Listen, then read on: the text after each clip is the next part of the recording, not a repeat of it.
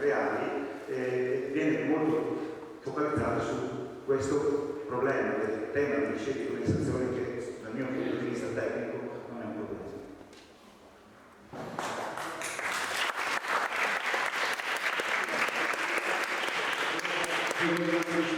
Alla domanda, diciamo così, ma mi sembra che sia stata anticipata.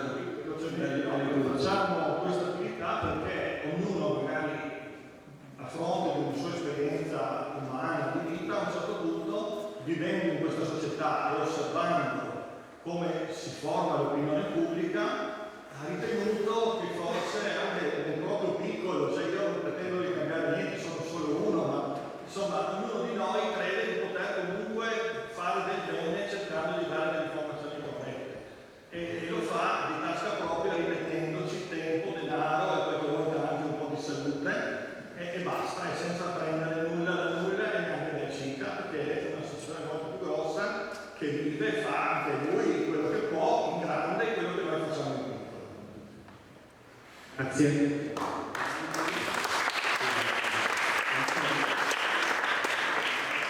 Se era una cortesia, anch'io da un po' che noto questo fenomeno, tra l'altro noto che prima passano gli aerei e rilasciano queste scie chimiche, non di condensazione, perché le scie di condensazione si spariscono in pochi secondi. Comunque non importa, lasciano questo in una scia. Faccio direttamente la domanda.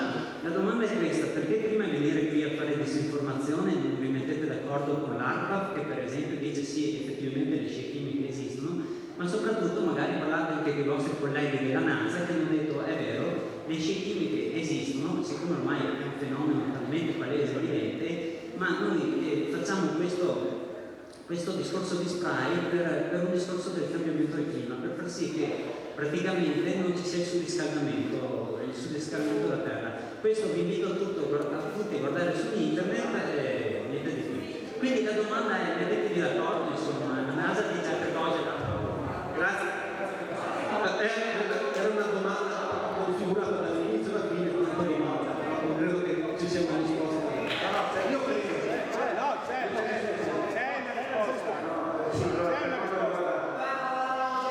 Per quanto riguarda i colleghi dell'ARPA non hanno mai detto che esistono. Allora magari poi mi date il nominativo del collega così lo sento anch'io. Comunque, guardi, questo è l'aspetto. Per quanto riguarda invece la questione degli esperimenti, che in realtà non sono esperimenti fatti dalla NASA, sono degli studi che vengono fatti non solo negli Stati Uniti ma anche qui in Italia. Io sono tornato stamattina a Roma, ieri c'era un convegno che ho preso parte all'Accademia dei Lincei in cui è stato un intervento proprio del professor Visconti dell'Università dell'Aquila, dove si fanno delle simulazioni numeriche per vedere se rilasciare sostanze, in particolare ossidi di zolfo, ma non nella bassa atmosfera, nella stratosfera, nella parte alta, sopra i 12-15 km, ci sono delle simulazioni numeriche che vogliono mostrare se si può combattere quello che è il riscaldamento di bassi strati dell'atmosfera tramite questo tipo di segni. Quindi ci sono degli studi che vengono fatti in Italia, non sperimentali, sono delle simulazioni numeriche. Abbiamo finito. Stiamo andando nella piccola era glaciale. Di quale riscaldamento parliamo? Che siamo in piccola era glaciale. A me dispiace molto che la conferenza qui, durante il Scienziante Ambiente presentiamo una trentina di persone che sono invitate, ma non si può, sono invitate. Lascialo parlare, lascialo che parli, chiudi e buonanotte, no? E se vogliono lo invitano.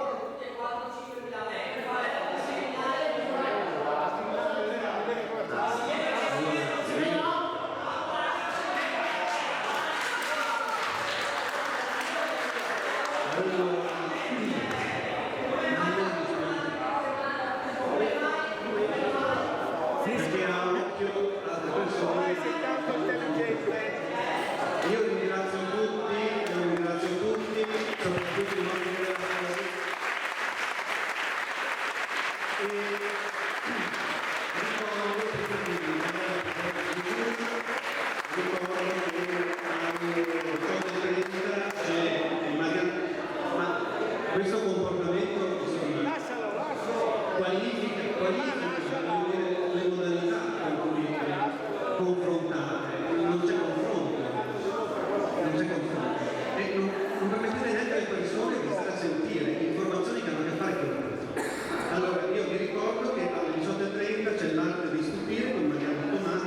e quindi ci stupiremo diversamente, spero.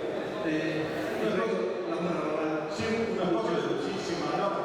Anche purtroppo c'è stata una polemica, mi spiace, io ribadisco e ribadisco per la millesima volta che no, a nostre spese veniamo da voi a ascoltare tutte le vostre conferenze e a discutere civilmente per 3 ore, tutto a nostre spese se volete.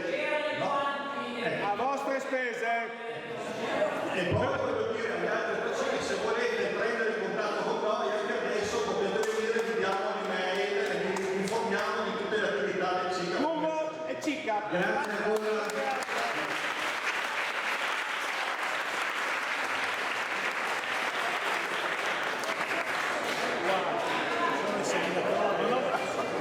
Il seminatore